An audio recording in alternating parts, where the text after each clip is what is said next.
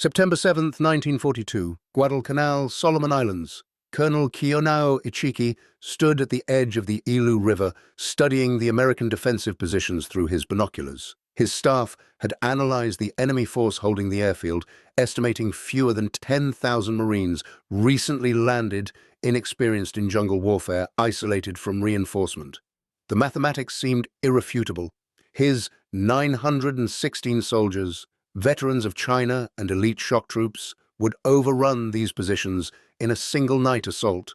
Japanese doctrine, proven through 4 years of conquest, taught that American forces lacked the spiritual strength for close combat. They relied on firepower because they feared the bayonet. Tonight, Ichiki would prove this again. What Colonel Ichiki didn't know was that the Marines he faced belonged to the 1st Marine Division, a unit that had spent 2 years studying Japanese tactics, training specifically to counter them, and developing a combat philosophy that would turn every Japanese assumption into a fatal miscalculation. Within 6 hours, Ichiki's force would be annihilated. Within 6 months, Japanese commanders would be pleading with headquarters to avoid engagement with the 1st Marine Division at any cost. Within 3 years, the mere presence of the 1st Marines on a battlefield would cause Japanese units to request immediate reinforcement or withdrawal.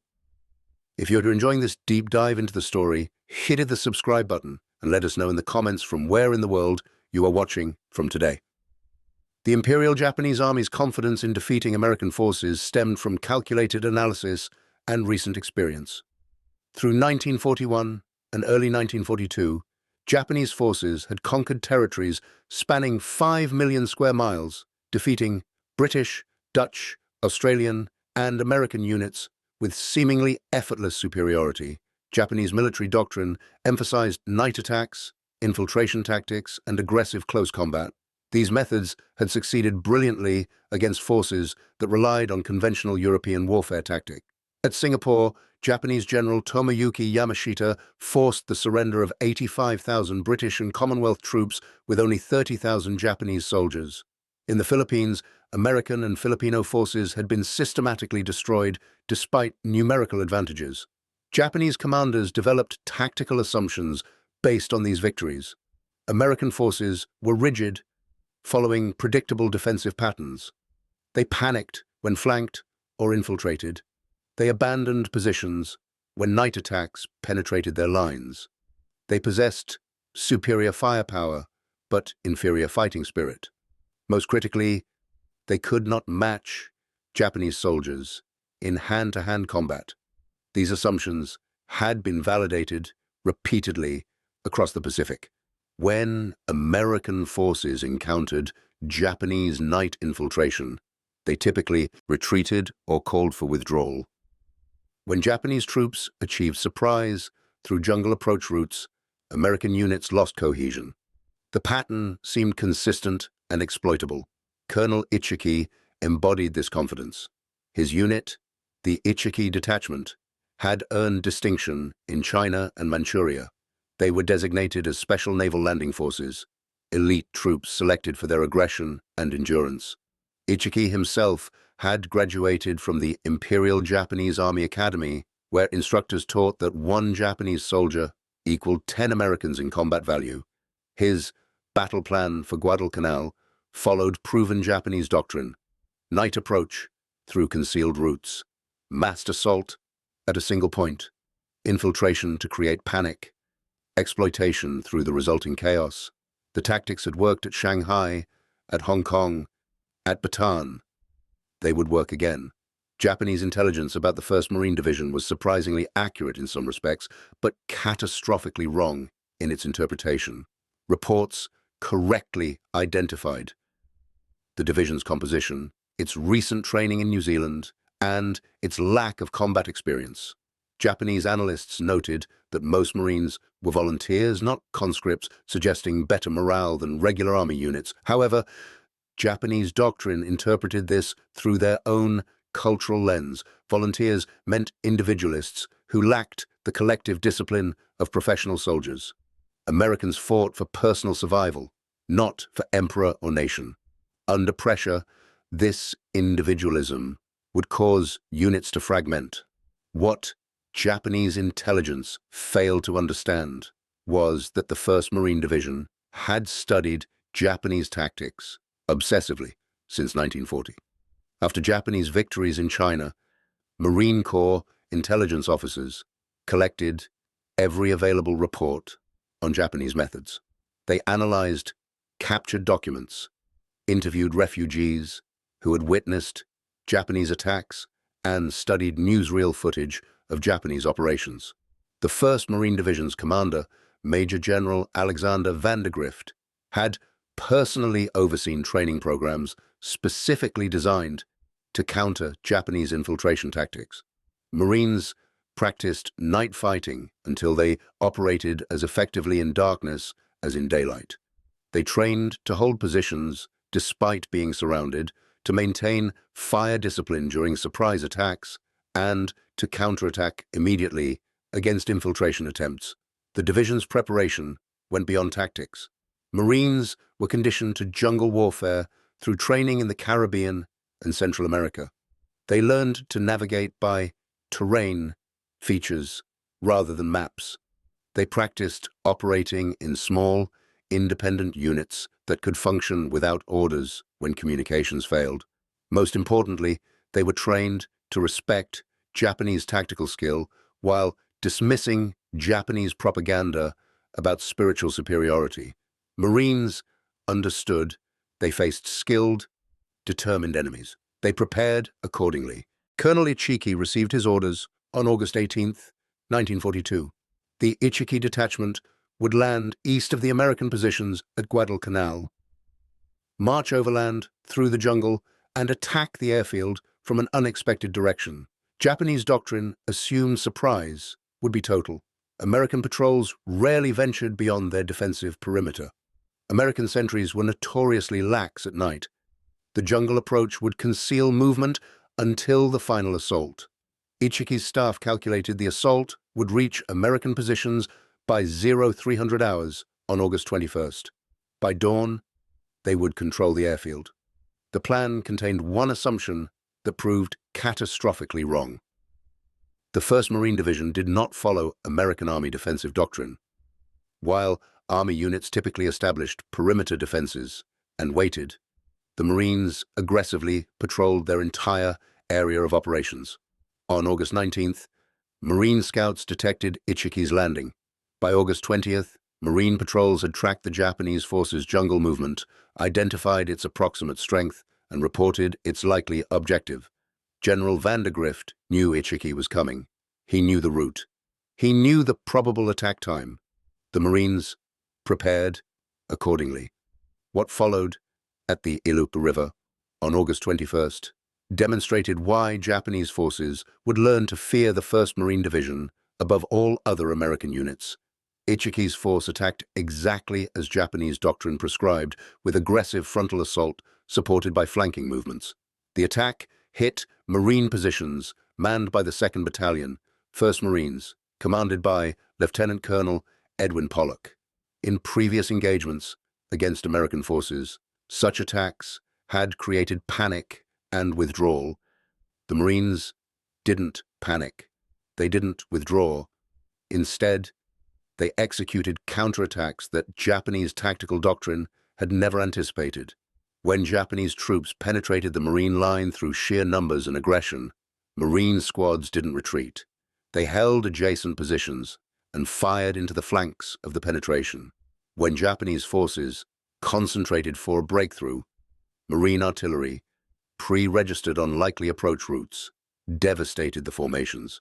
When Japanese troops infiltrated through gaps, Marine reserves counterattacked immediately, often engaging in hand-to-hand combat that shocked Japanese soldiers who expected Americans to flee from bayonet charges. The Ichiki detachment, which had expected to overrun the Marine positions in 2 hours, found itself trapped in a killing zone. Marines maintained fire discipline, conserving ammunition while inflicting maximum casualties.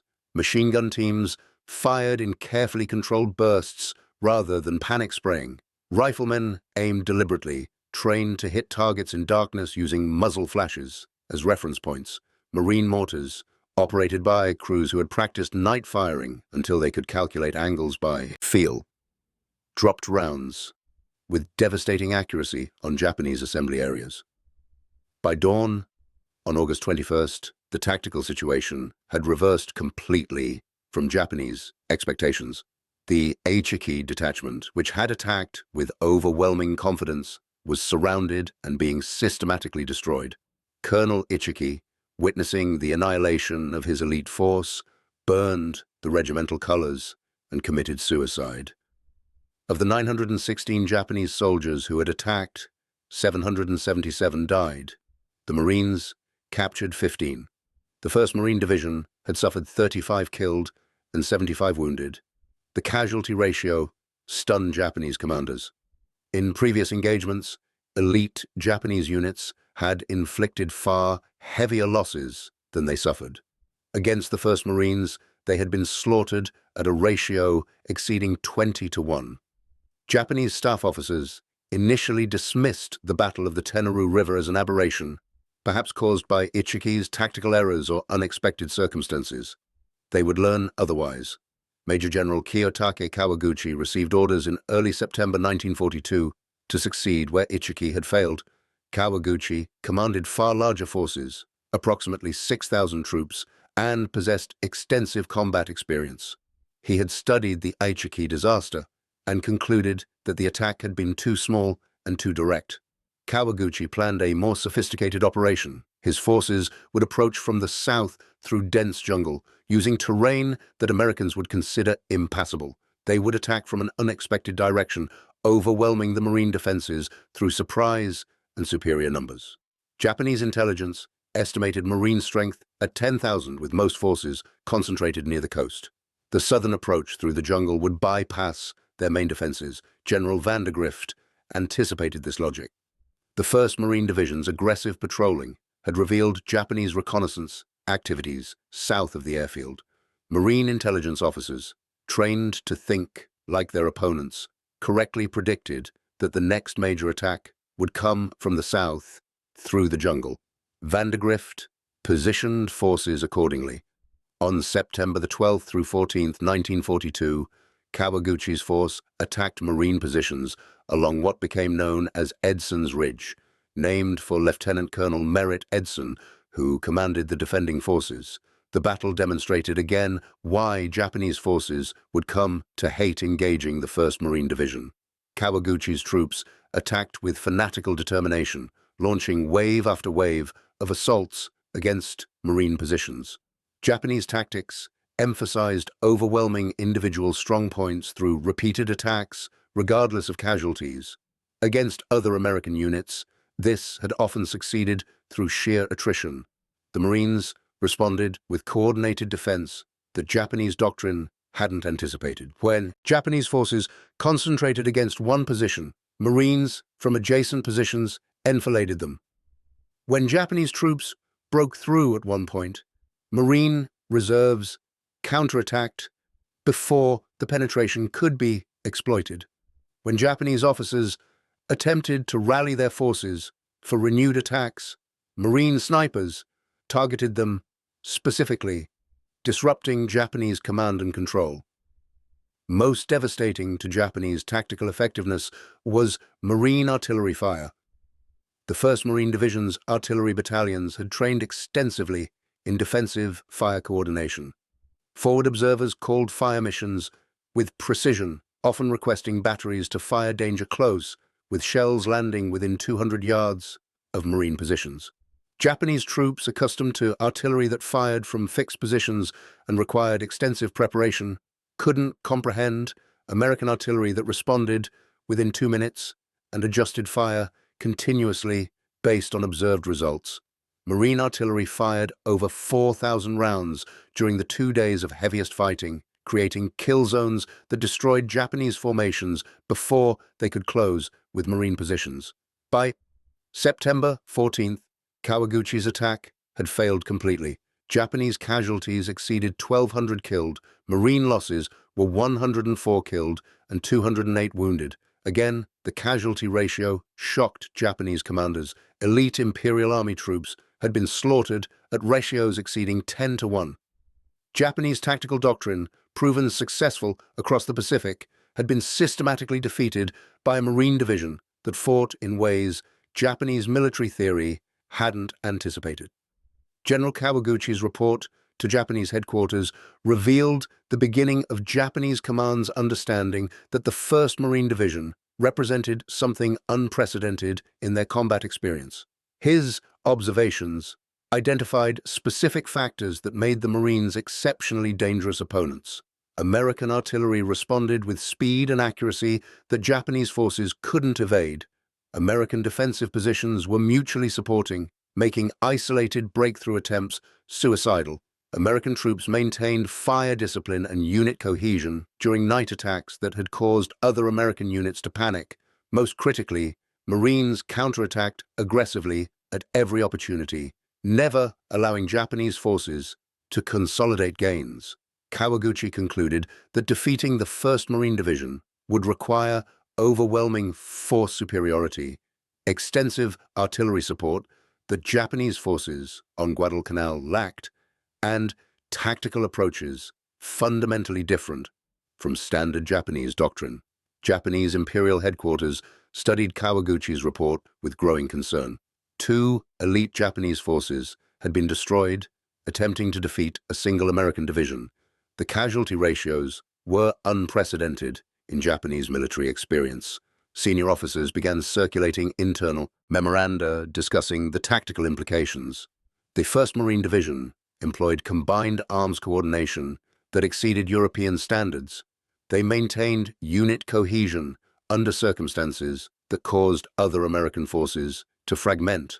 They fought aggressively in close combat, contradicting assumptions about American unwillingness to engage in hand-to-hand fighting. Most troubling was the consistency. The Marines' performance wasn't the result of a single brilliant commander or favorable circumstances. It was systematic, suggesting doctrine and training fundamentally different from other American forces. Lieutenant General Harukichi Hyakutake, commanding Japanese 17th Army, received orders in October 1942 to recapture Guadalcanal using all necessary forces. Hyakutake commanded 20,000 troops, including elite units from multiple divisions. He developed an elaborate plan involving simultaneous attacks from multiple directions, supported by naval gunfire and airstrikes. Japanese doctrine taught that such overwhelming force would succeed regardless of enemy tactical skill.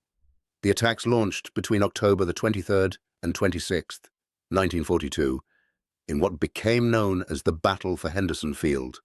The 1st Marine Division, reinforced but still outnumbered, demonstrated again why Japanese commanders were learning to request any assignment except facing the 1st Marines. Japanese forces attacked from 3 directions simultaneously, achieving tactical surprise in some sectors. By traditional military calculation, the attacks should have overwhelmed the Marine defenses through sheer numbers and coordination. Instead, Marines held every critical position.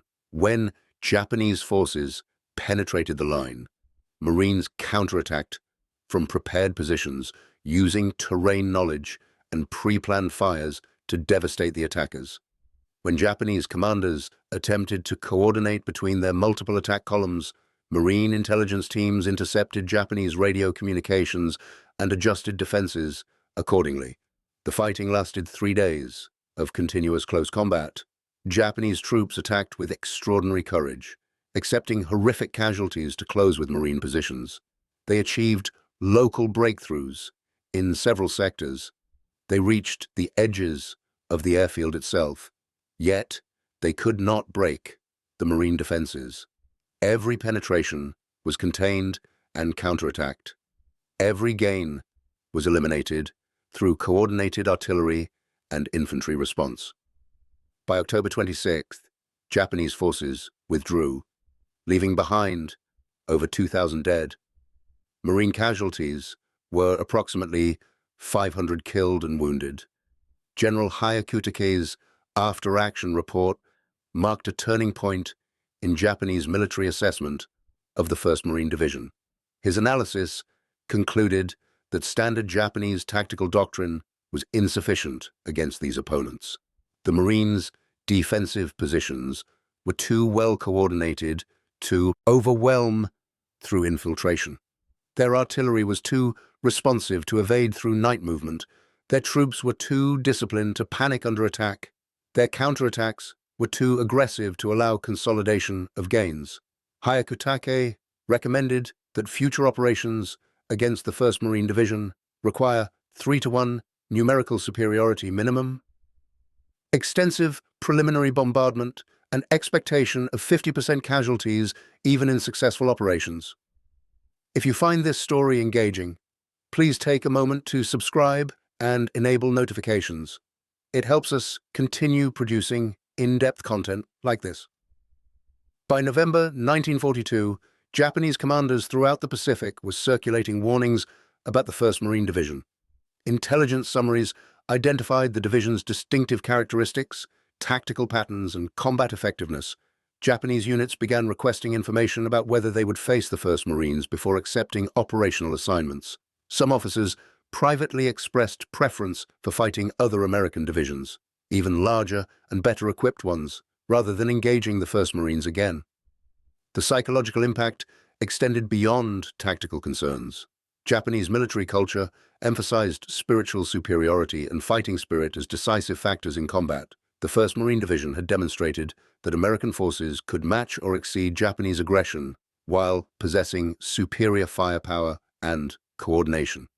This challenged fundamental assumptions about American military character that had shaped Japanese strategic planning.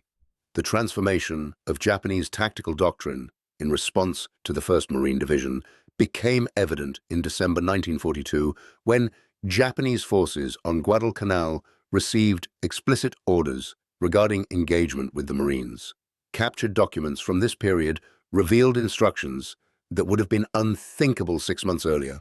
Units were told to avoid direct confrontation when possible, to withdraw rather than accept encirclement, and to request reinforcement before engaging identified Marine positions.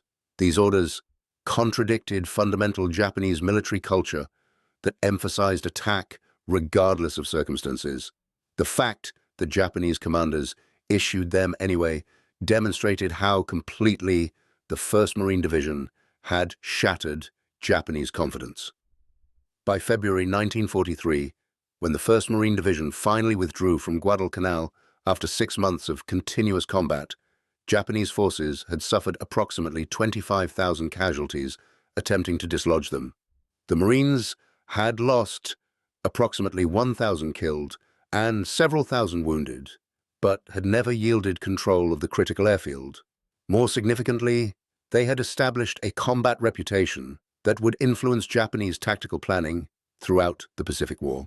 Japanese intelligence files began maintaining separate assessments for operations against the 1st Marine Division versus other American units, acknowledging implicitly that standard tactical calculations didn't apply.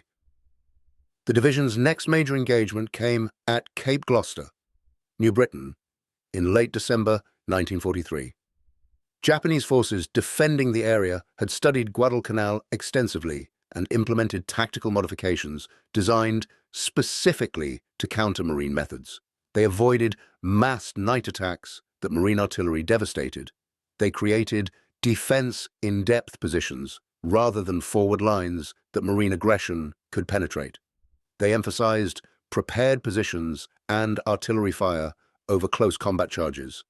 These modifications represented Japanese acknowledgement that their standard doctrine had failed against the 1st Marines, yet even modified tactics proved insufficient. The 1st Marine Division adapted to Japanese adaptations, demonstrating flexibility that Japanese commanders found deeply frustrating. When Japanese forces avoided direct engagement, Marines aggressively patrolled and forced contact on their terms. When Japanese troops dug into prepared positions, Marine combined arms teams systematically reduced them using coordinated infantry-artillery tank attacks. When Japanese forces attempted to delay rather than defend, Marines bypassed strongpoints and maintained offensive momentum. The Cape Gloucester campaign lasted 2 months and cost Japanese forces approximately 10,000 casualties. Marine losses were 310 killed and 1,083 wounded. The casualty ratios, while less extreme than Guadalcanal, still demonstrated marine tactical superiority. Japanese after-action reports from Cape Gloucester revealed resignation about facing the 1st Marine Division. One captured document, written by a Japanese major whose name was lost when the document was translated, stated plainly what many Japanese officers privately believed. Fighting the 1st Marine Division is fundamentally different from fighting other American units. They possess superior firepower, which all American forces have. But they also possess aggression, discipline, and tactical flexibility that other American forces lack. They attack like Japanese forces, but with American resources. This combination cannot be defeated with forces and methods available to us. The most devastating demonstration of the 1st Marine Division's combat effectiveness came at Peleliu in September 1944. Japanese forces defending the island had abandoned the aggressive tactics that failed at Guadalcanal in favor of defense in depth using fortified caves and prepared positions. The Japanese commander, Colonel Kunio Nakagawa, had studied every available report on the 1st Marines and designed his defense specifically to maximize Marine casualties. His strategy acknowledged that he couldn't defeat the Marines, only make their victory so costly that it affected American strategic calculations. Nakagawa's plan represented the ultimate Japanese response to the 1st Marine Division. Acceptance that victory was impossible, focus on inflicting maximum casualties. The battle for Peleliu became the 1st Marine Division's bloodiest engagement of the Pacific War. Japanese forces fought from fortified positions that negated many Marine tactical advantages. Artillery had reduced effectiveness against caves. Aggressive infantry attacks became suicidal against interlocking fields of fire from concealed positions. Tank support couldn't reach positions on coral ridges. The Marines adapted again, developing new tactics for reducing fortified positions through close coordination between infantry, engineers, and armor. They used flamethrowers systematically to clear caves. They employed naval gunfire with unprecedented precision to destroy specific bunkers. They accepted casualties that would have caused other units to halt operations and continued attacking. The fighting lasted from September 15th through November the 27th, 1944. Marine casualties exceeded 6,500, including 1,581 killed. Japanese casualties approached 11,000, with virtually the entire garrison killed. The casualty ratio had narrowed dramatically compared to Guadalcanal, demonstrating that Japanese defensive tactics at Peleliu were far more effective than offensive tactics had been earlier. Yet, even this improved performance couldn't prevent Japanese defeat. The 1st Marine Division had proven capable of sustaining casualties that would break most units and continuing offensive operations until objectives were achieved. Colonel Nakagawa's final messages before he committed suicide, as Marine forces overran his headquarters, revealed the psychological impact of fighting the 1st Marines. His radio communications, intercepted and translated, expressed admiration for Marine tactical skill while acknowledging the inevitability of defeat. The enemy we face fights with determination equal to Japanese soldiers, but possesses material advantages we cannot overcome. They accept casualties without retreating. They adapt to our tactics within hours. They maintain offensive pressure regardless of our resistance. I have inflicted maximum possible casualties, but cannot prevent their victory. The 1st Marine Division represents warfare we cannot match. By 1945, Japanese forces throughout the Pacific had compiled extensive intelligence on the 1st Marine Division's tactical patterns, unit structure, and combat history. These files, discovered after the war, revealed Japanese military's detailed understanding of their opponent. They identified individual Marine regiments and their combat records. They tracked Marine personnel rotations, and estimated experience levels of different battalions. They analyzed Marine tactical innovations and attempted to develop countermeasures. Most tellingly, they included recommendations that units facing the 1st Marines should expect 50% casualties and plan accordingly, should request maximum artillery and air support available, and should understand that local tactical victories were possible, but strategic defeat was probable. Japanese soldiers who survived combat against the 1st Marine Division provided testimony after the war that illuminated why they hated fighting these particular opponents. Their accounts consistently emphasized specific factors that made Marines uniquely dangerous. Marines never retreated, even when surrounded or outnumbered.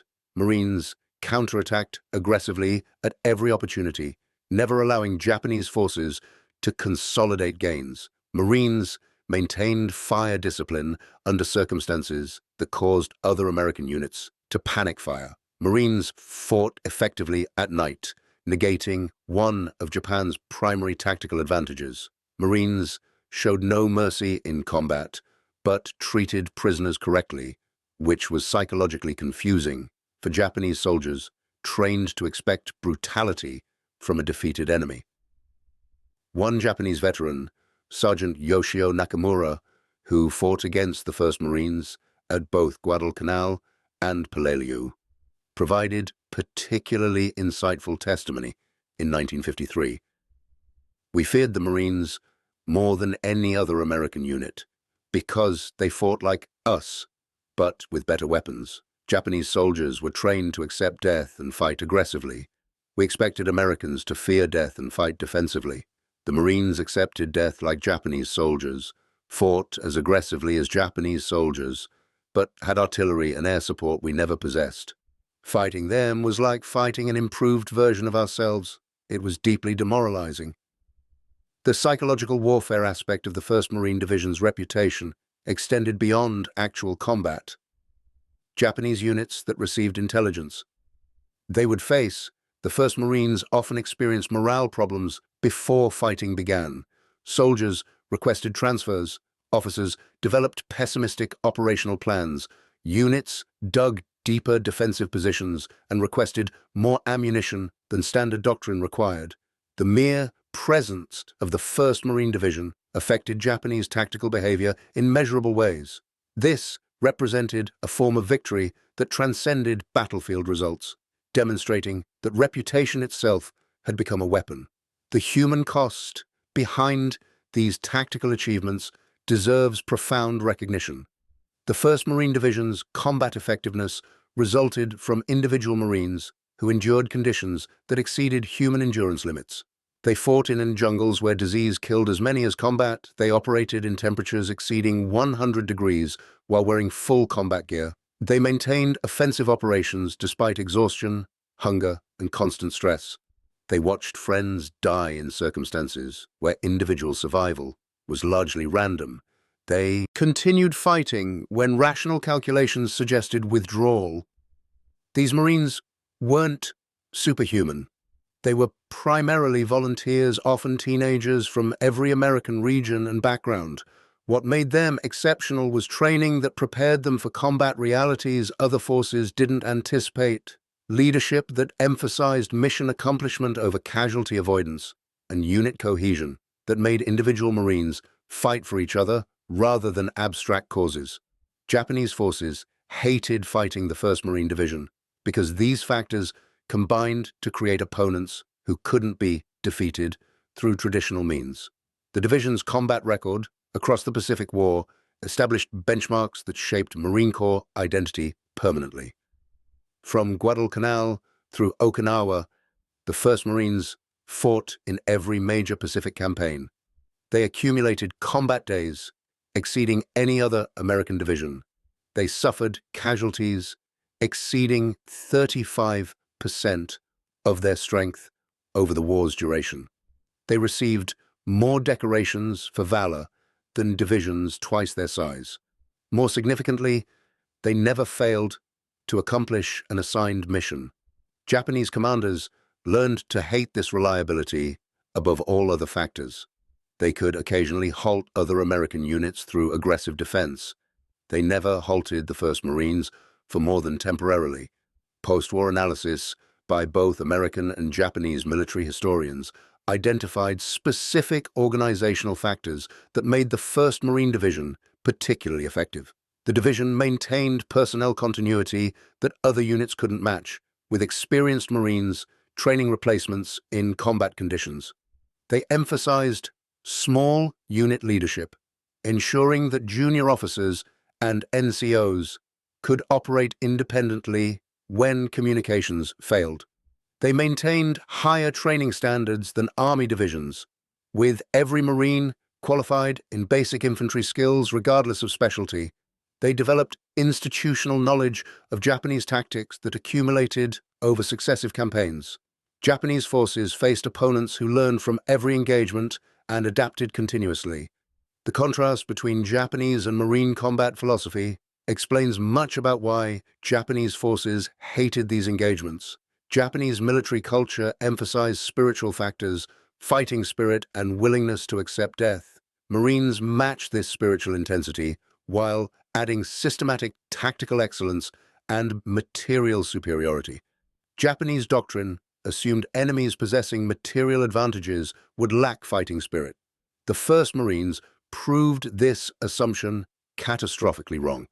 They combined American industrial capacity with warrior ethos that matched anything Japanese culture produced. Individual Marine stories from Pacific combat illustrate the human dimension behind tactical statistics. Private First Class John Basilone, who received the Medal of Honor for actions at Guadalcanal, returned to combat at Iwo Jima despite being offered safer assignments, and died leading Marines against Japanese positions. His choice represented values that Japanese soldiers understood and respected even while fighting against them. Countless Marines made similar choices, returning to combat when they could have remained stateside, volunteering for dangerous assignments, and accepting leadership responsibilities that dramatically increased mortality risk. Japanese veterans who survived the war and later discussed their combat experiences consistently expressed respect for the 1st Marine Division, specifically while maintaining broader criticism of American forces generally.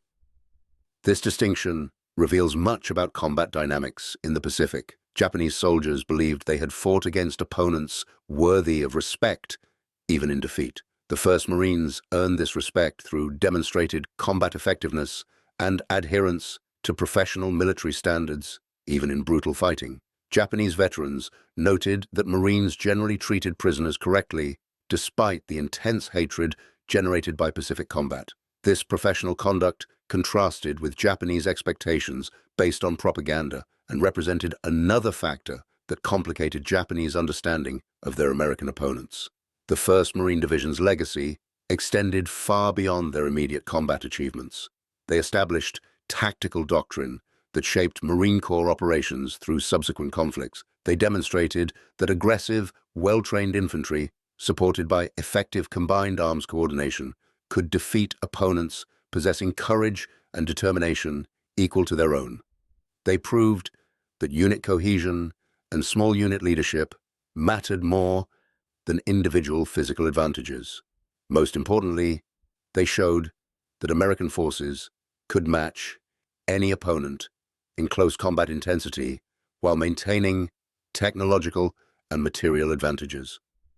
Japanese military professionals studying the Pacific War after 1945 concluded that the 1st Marine Division represented the most effective American ground combat unit they faced. This assessment appeared consistently in Japanese military histories, staff college analyses, and veteran testimonies. The division combined tactical excellence, material superiority, and combat motivation in ways that Japanese forces couldn't counter with available resources and doctrine. Japanese officers acknowledged that fighting the 1st Marines required acceptance of high casualties minimal tactical success, and probable strategic defeat. No other American unit generated such consistent Japanese pessimism about engagement outcomes. The Marines, who served in the 1st Division during the Pacific War, returned home, having participated in combat operations that fundamentally changed their lives and contributed decisively to Allied victory. Many struggled with physical and psychological wounds that never fully healed. They had experienced combat intensity that exceeded anything in American military history to that point. They had proven themselves against opponents who fought with fanatical determination and tactical skill. They had established a combat reputation that would influence Marine Corps identity permanently. For Japanese veterans who survived combat against the 1st Marine Division, the experience shaped their understanding of the war and their own military culture. They had faced enemies who matched their determination while possessing advantages Japanese forces couldn't overcome. This confrontation forced re-evaluation of assumptions about American military character and Japanese tactical superiority. Many Japanese veterans concluded that the war had been unwinnable from the start, not because of atomic bombs or strategic decisions, but because America could produce forces like the 1st Marine Division that combined warrior ethos with industrial power. The story of why Japanese forces hated fighting the 1st Marine Division more than any other unit ultimately reveals truths about warfare that transcend specific battles or campaigns. Combat effectiveness results from preparation, training, leadership, and cohesion, more than individual courage or technological advantages. Reputation matters in warfare, affecting enemy morale and tactical decisions before fighting begins. The combination of determination and resources proves more decisive than either factor alone. Human beings can endure conditions that seem impossible when fighting for causes they believe in and comrades they refuse to abandon. The 1st Marine Division proved these principles through 4 years of Pacific combat. They faced opponents who fought with extraordinary courage and tactical skill. They prevailed through superior preparation, better coordination, and refusal to accept defeat regardless of circumstances. Japanese commanders learned to hate engaging them because every encounter demonstrated Japanese limitations while validating American methods. The division's combat record stands as testament to what well-trained, properly led, and adequately supplied forces can achieve even against determined opposition. Okay, thank you for watching. For more detailed historical breakdowns, check out the other videos on your screen now, and don't forget to subscribe.